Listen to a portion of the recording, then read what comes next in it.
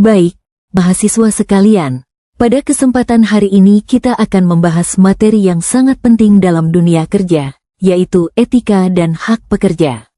Materi ini akan membantu kita memahami bagaimana perilaku profesional seharusnya dibangun, serta hak-hak dasar apa saja yang wajib dihormati oleh setiap lembaga.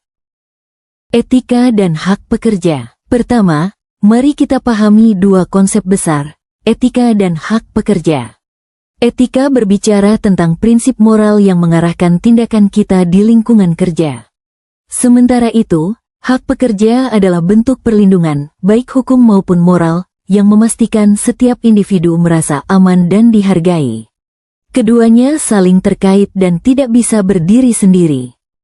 Etika kerja merupakan kompas moral yang mengarahkan perilaku profesional kita. Jika seseorang memiliki etika kerja yang baik, maka ia akan mampu membangun kepercayaan, menjaga integritas, dan menciptakan suasana kerja yang produktif.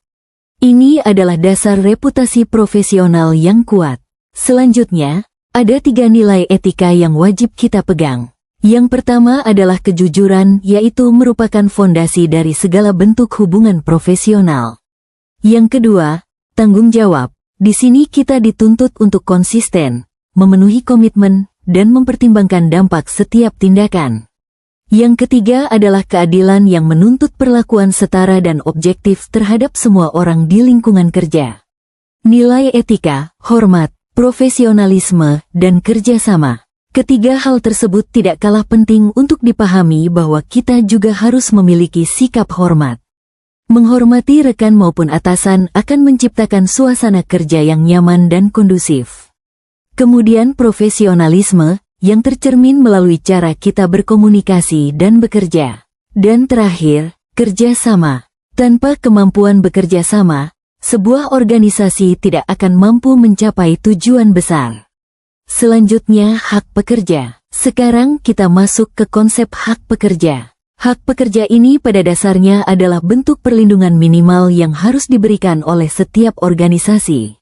Dengan terpenuhinya hak ini, pekerja akan merasa aman, dihargai, dan mampu memberikan kontribusi terbaik. Contoh hak pekerja. Beberapa hak pekerja yang paling umum adalah sebagai berikut. Pertama, hak untuk beristirahat. Tubuh dan pikiran kita memerlukan pemulihan agar tetap produktif. Kedua, perlindungan dari diskriminasi. Tidak boleh ada perbedaan perlakuan atas dasar ras, gender, atau latar belakang. Dan ketiga, hak untuk berserikat, yaitu hak untuk membentuk atau bergabung dengan serikat sebagai wadah memperjuangkan kepentingan pekerja. Hak pekerja di tempat kerja. Dalam praktiknya, hak pekerja juga mencakup upah yang adil. Kita ingin memastikan bahwa setiap pekerja mendapatkan kompensasi yang sebanding dengan kontribusinya. Selain itu, kondisi kerja yang aman juga wajib dijaga, karena lingkungan kerja yang berbahaya dapat berdampak pada kesehatan fisik maupun mental.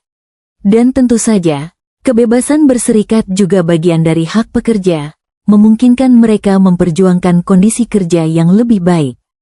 Kemudian tentang penegasan hak pekerja. Hal ini menegaskan kembali bahwa menghormati hak pekerja bukan hanya soal kewajiban hukum, tetapi komitmen moral.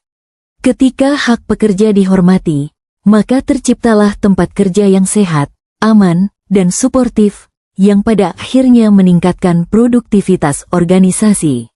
Kesimpulan, sebagai penutup, kita perlu mengingat bahwa etika dan hak pekerja adalah dua pilar utama yang membentuk kualitas lingkungan kerja.